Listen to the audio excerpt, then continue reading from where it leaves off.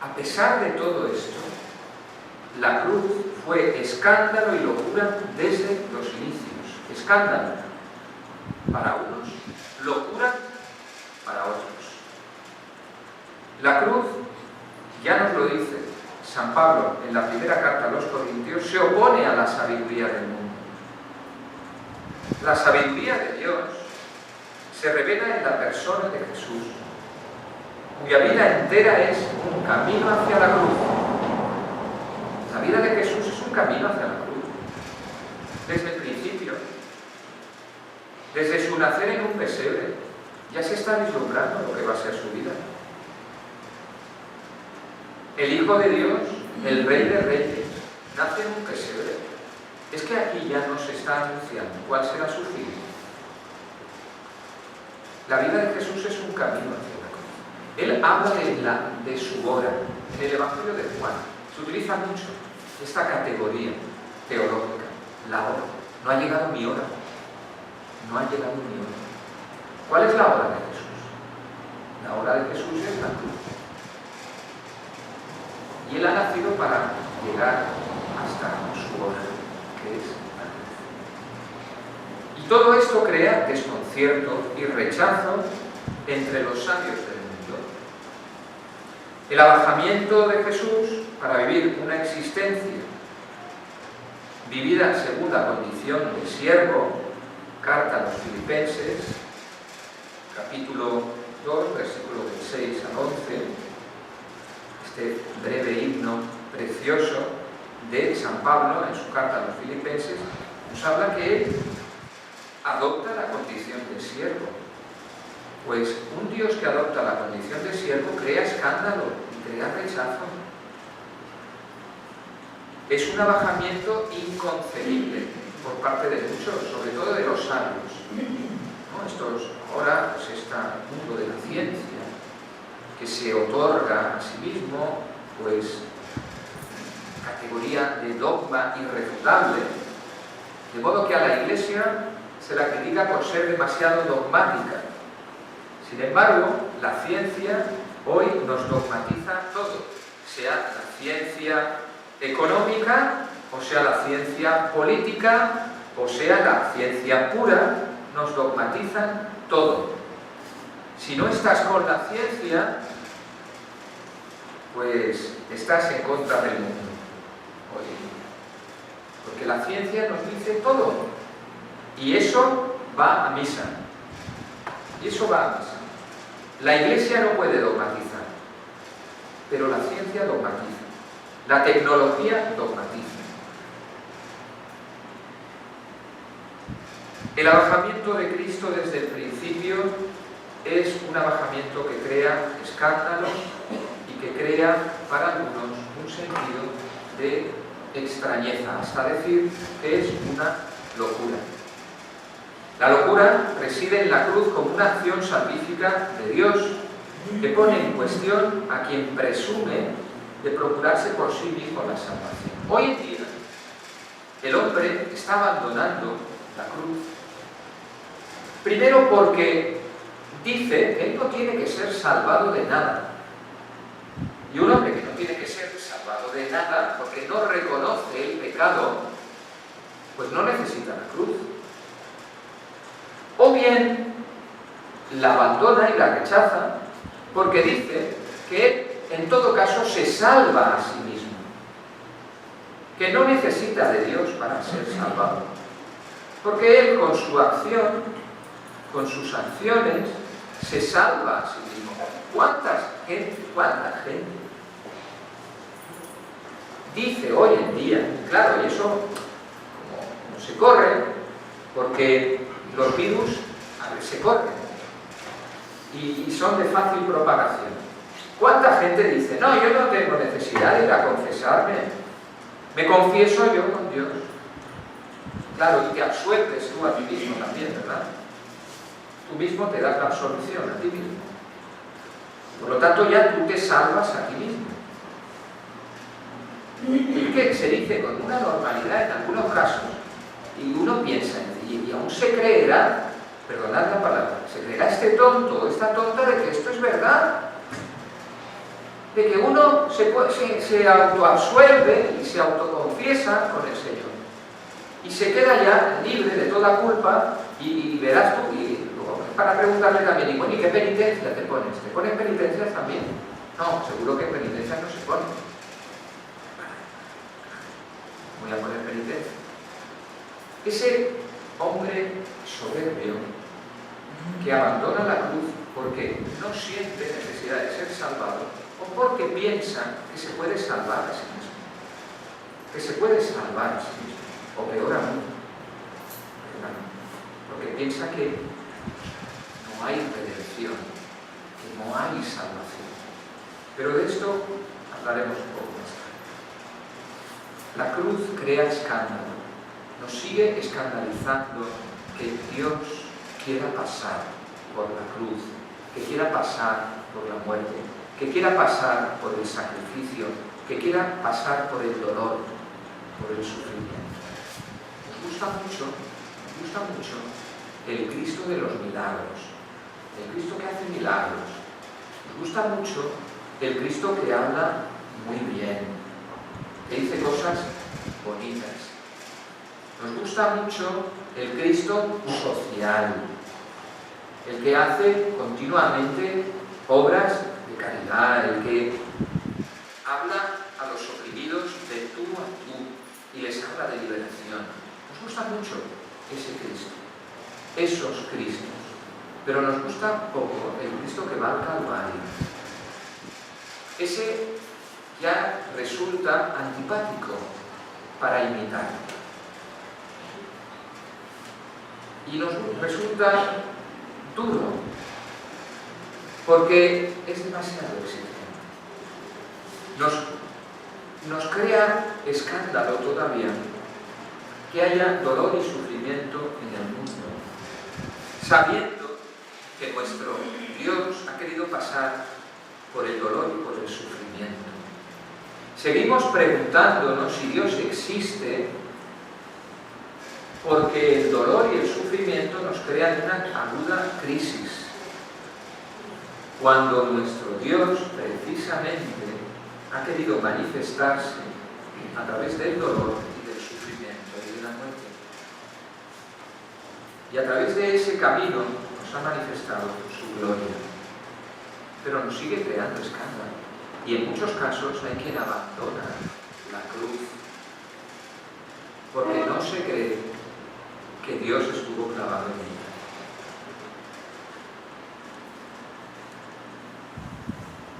Siguiente punto. La cruz y el seguimiento de Cristo. Utilizo palabras del Evangelio de Mateo. Si alguno quiere venir detrás de mí, que se niegue a sí mismo, que tome su cruz y que me siga. Y antes había dicho el Señor también en el Evangelio de Mateo: quien no tome su cruz y me siga, no es digno. La cruz va unida al seguimiento de Cristo. No podemos decir plenamente que somos seguidores de Cristo, discípulos del Señor, si no aceptamos y admitimos la cruz de Cristo. Si no aceptamos y tomamos la cruz que es propia de la vida cristiana. Lo hemos dicho al principio. ¿Cuál es el fundamento de todo? ¿Cuál es el origen de nuestro vínculo con la cruz, nuestro bautismo? El bautismo. El bautismo. Y si vivimos desde la gracia bautismal, vivimos en el seguimiento de Cristo. Y eso implica tomarla. Sería absurdo que por el bautismo se nos vincule a la muerte de Jesucristo para vivir la vida nueva y que después, durante nuestra vida adulta, no queramos cargar la cruz. Estamos negando entonces el bautismo, el propio significado del bautismo. En el contexto se aprecia que tomar la cruz es dar la vida por Cristo. Tomar la cruz es dar la vida por Cristo. Tomar la cruz no es que me ha llegado una enfermedad y la tengo que aceptar.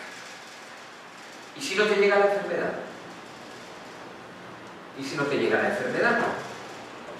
Bueno, es que tengo un problema muy gordo ahora en mi casa. Mi hijo, mi hija, mi padre, tal. Bueno, ¿y si todo en la familia te va bien? Hay gente que en la familia te va bien todo. Que no tienen además ninguna enfermedad. O que no les llega hasta tarde. ¿Qué ocurre? Entonces, no tomas tu cruz hasta que no te viene nada, sea por una situación familiar o sea por una enfermedad. Hasta entonces no tomas la cruz. No, tomar la cruz es dar la vida por Cristo. No hace falta que me tenga que llegar una enfermedad. No hace falta que me tenga que surgir un problema con el que no puedo. O un problema gordo. No, se trata de que des la vida por Cristo. Eso es exaltar la cruz y no abandonarla. Que des la vida por Cristo. Que des la vida por Cristo. Pedro quiere negarle la cruz a Jesús. Dios te libre, Señor, de ningún modo te ocurrirá eso.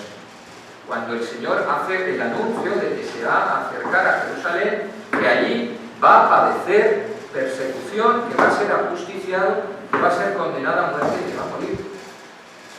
Y Pedro se le revela. En un segundo anuncio, también, a los apóstoles, estos apóstoles, pobrecitos todavía ellos, empiezan a hablar de a ver quién es el más importante entre ellos. Y en un tercer anuncio de su pasión, empieza a Santiago y Juan a decirle, oye, danos un sitio de preferencia a nosotros. Uno a la derecha y el otro a tu izquierda. Y el Señor hablando de su pasión. Y ellos hablando de preferencias.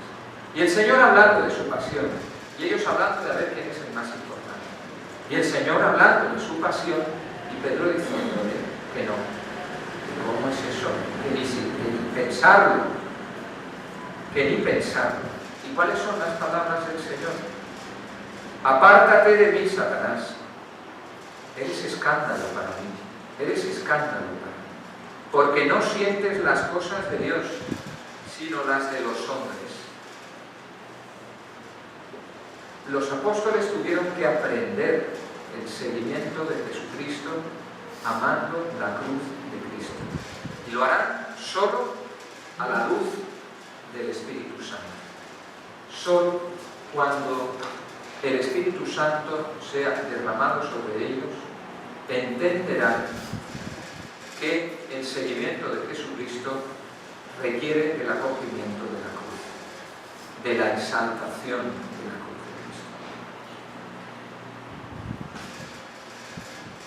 La fe y el sentido de trascendencia son necesarios para descubrir a Dios en el misterio del dolor y del sufrimiento.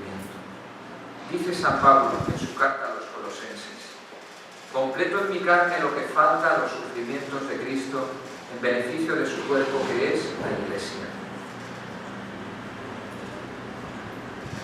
El testimonio de muchos mártires,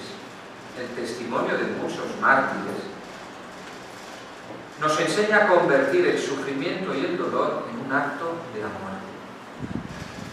Y también el testimonio de muchos santos nos enseña que el sufrimiento y el dolor de los demás es una ocasión propicia para escribir una historia de amor y de esperanza en medio de la tiniebla. Los mártires nos enseñan a convertir el dolor y el sufrimiento en un acto de amor. Los mártires sufrieron, muchos de ellos fueron torturados, sentían el dolor. A ver si os creéis que cuando les estaban haciendo lo que les estaban haciendo, pues tuvieron una gracia especial para no sentir el dolor que tenían. Algunos quizás sí, pero la mayoría de ellos no. La mayoría de ellos no. Sufrieron el dolor en su martirio y convirtieron ese dolor y ese sufrimiento en un acto de amor. Y muchos santos, sensibles al dolor y al sufrimiento de sus hermanos, dígase una Santa Ángela de la Cruz, dígase un San Juan Bosco, dígase una Teresa de Calcuta, un San Francisco de Asís, etcétera, etcétera, vieron en el sufrimiento de los demás una oportunidad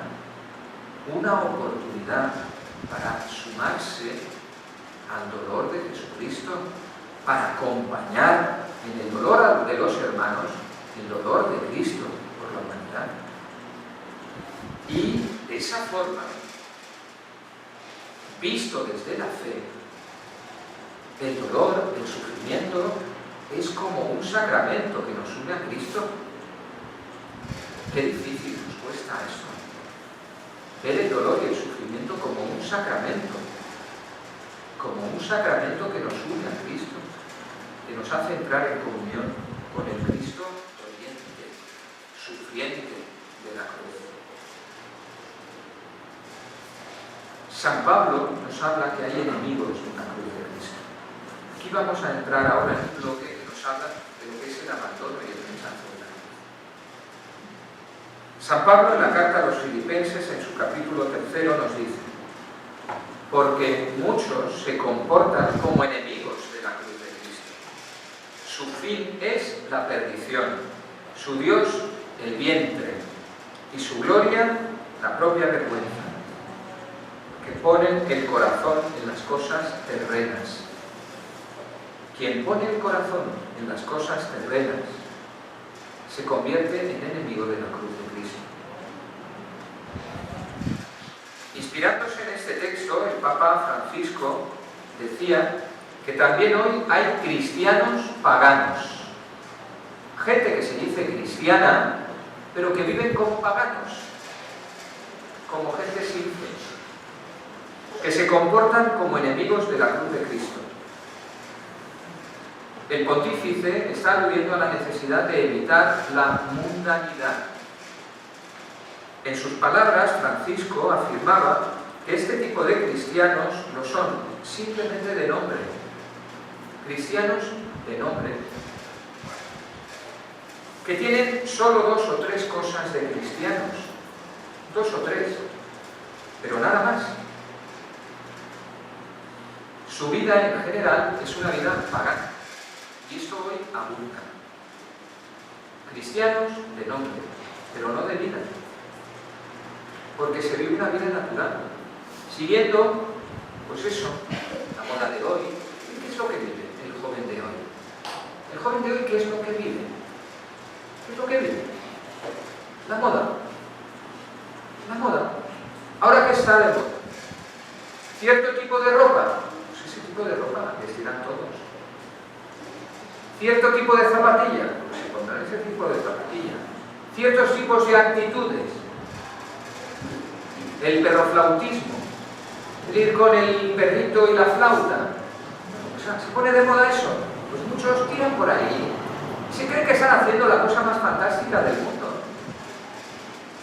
Y se creen que van a salvar al mundo de esa forma. Y es que se lo creen todo. Se lo creen todo. Qué penoso. Qué forma más banal y más superflua, ¿no?, de afrontar la vida y de afrontar los auténticos problemas de la vida. Quieren evitar la cruz. En el fondo quieren evitar la cruz. No la quieren afrontar. Pero el problema es eso. Vivir diciendo que somos cristianos, pero vivir como paganos. Apegados al dinero, a la vanidad, al orgullo, al relativismo, a la indiferencia, a la mundanización. Lo mundano. Vivir según el mundo, no según Dios. Y hay muchos cristianos que abandonan la cruz desde esta mundanización. Vivir según los impulsos del mundo. Surgió hace unos años una filosofía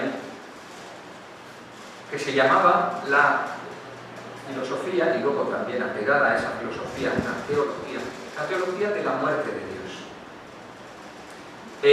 Uno de los autores principales de esa filosofía, inspirador de esa filosofía, se llamaba Nietzsche. Nietzsche habla de la muerte de Dios, pero habla de la muerte filosófica de Dios. Es decir, Dios ha muerto. Y Dios sigue muerto. Dios ha muerto, pero no se está refiriendo al Cristo que muere simplemente en la cruz. Se está refiriendo al Dios que ha muerto para siempre. Para siempre. El eterno Viernes Santo del mundo y de la humanidad. La humanidad vive en un eterno Viernes Santo o un Sábado Santo. Es decir, vive en un eterno silencio de Dios. Los hombres de hoy viven en un silencio de Dios. Dios no habla.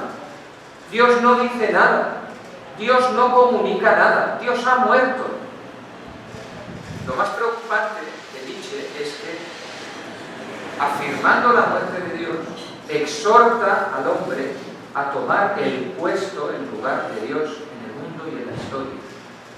Si Dios ha muerto, ha quedado un vacío. Es el vacío de quien marca lo que está bien y lo que está mal. ¿Y quién marcará lo que está bien y lo que está mal?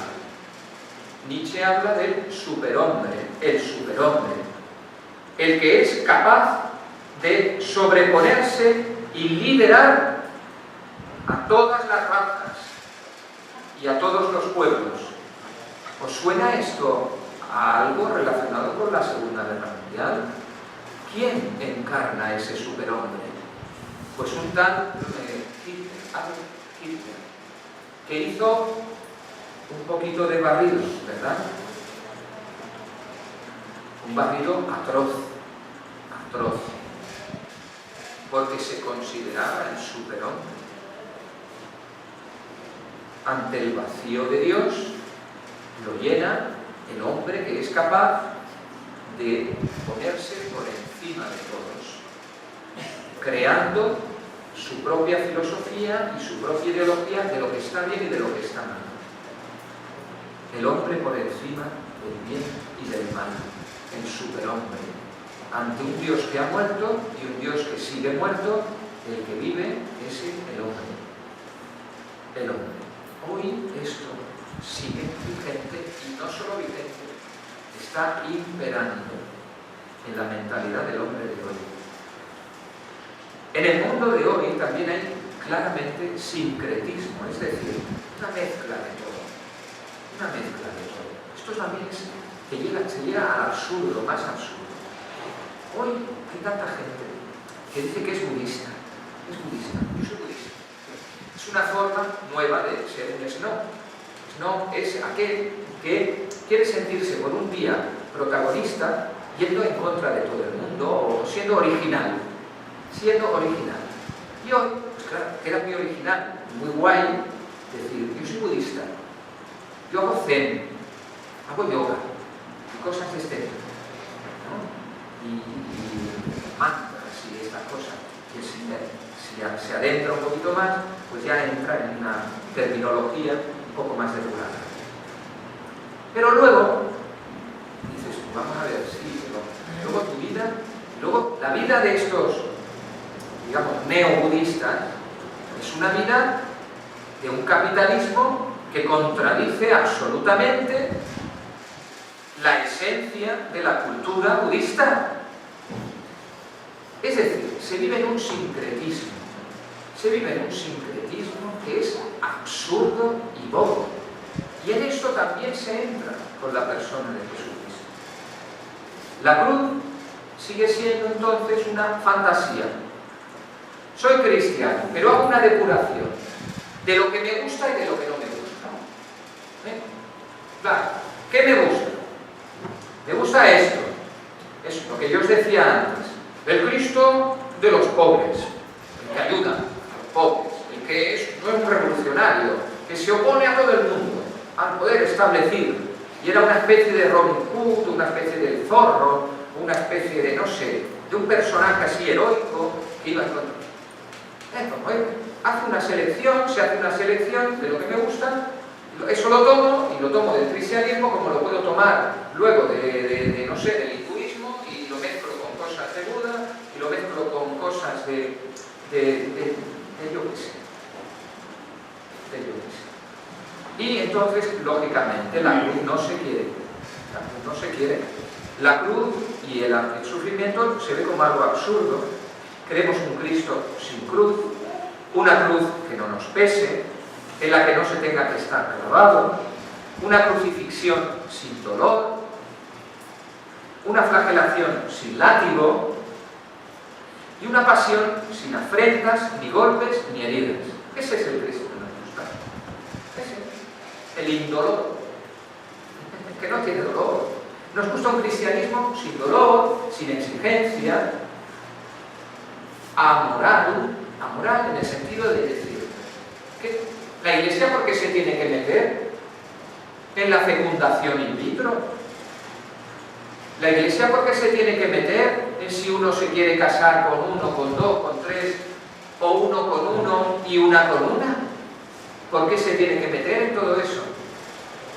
A ver, la Iglesia entra en todo eso porque la revelación incluye una moral, una forma de vida. ¿O es que el Señor revela la salvación de manera independiente o autónoma de lo que luego va a ser tu vida? No, Señor, no, señora. La cruz nos deja un mensaje que afecta nuestra forma de vivir. Y nuestra forma de vivir y nuestra conducta es una conducta moral. Por lo tanto, la cruz afecta también a una vida moral, a lo que está bien y a lo que está mal.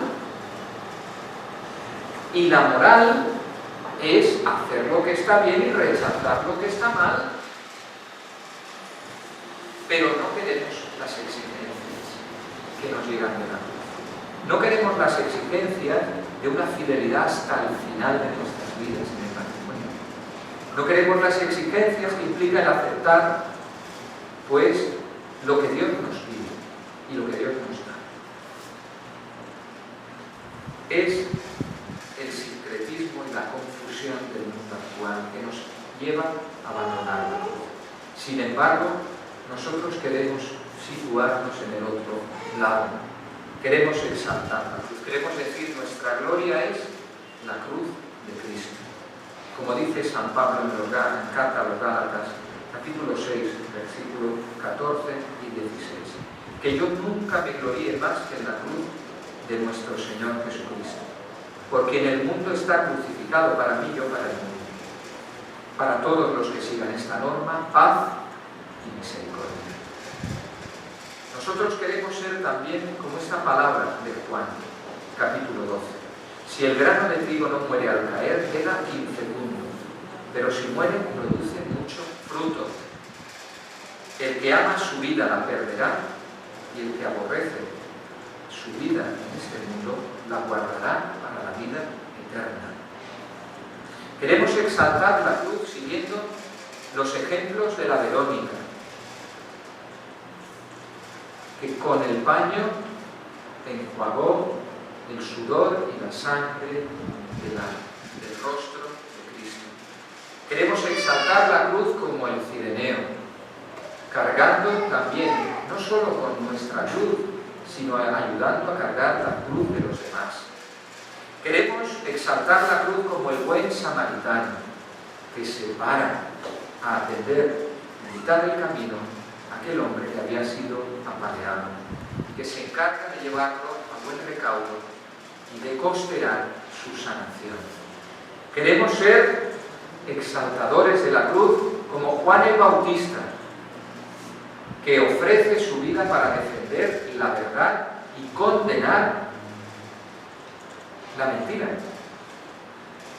La mentira de Herodes y de su vínculo íntimo con quien no debía de compartir su vida, que era su cuñada Herodías, en un claro adulterio.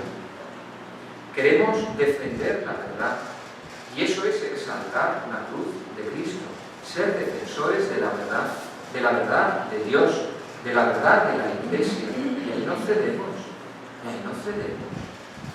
y estamos cediendo cobardemente, interesadamente, estamos cediendo por motivos que cada uno sabrá. pero precisamente no es por amor de Dios, no es por amor de Dios, ni por exaltar la cruz, sino precisamente por lo contrario, porque nos negamos a la cruz. Y estamos negando la verdad. Y estamos dejando que se pisotee la verdad. Y no hacemos nada. Indolentes, pasivos. Y eso no es exaltar la cruz de Cristo. Ya estoy acabando y al hablar de la cruz se tiene que hablar de la Eucaristía. Porque la cruz nos habla del sacrificio. Y la Eucaristía es el memorial de este sacrificio redentor de Cristo. También ahí se dan notas y tintes de abandono, porque se quiere presentar la Eucaristía como un banquete, simplemente como un banquete, como una fiesta. Y no lo es. Simplemente banquete no, es un banquete sacrificial. Es un banquete en el cual se hace memoria del sacrificio de Cristo, del sacrificio redentor de Cristo en el Calvario. La Eucaristía es una escuela de vida, donde se nos enseña a entregar nuestra vida cada día, a convertirnos en sacrificio agradable a Dios y a modelar nuestra existencia según la cruz gloriosa de Cristo, el buen pastor. Quien no entiende la Eucaristía como un memorial del sacrificio no va a crecer en esa vida que ha de ser una entrega, que ha de convertirse en un sacrificio agradable a Dios.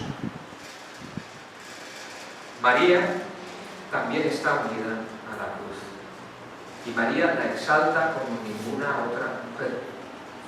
Se le dice: y a ti una espada te traspasará el alma. Y en verdad fue así. María fue asociada por Dios al misterio de la misericordia y de la consolación de Dios. María es quien mejor nos puede enseñar a exaltar la cruz y nunca abandonarla. Pues que así sea. Muchas gracias.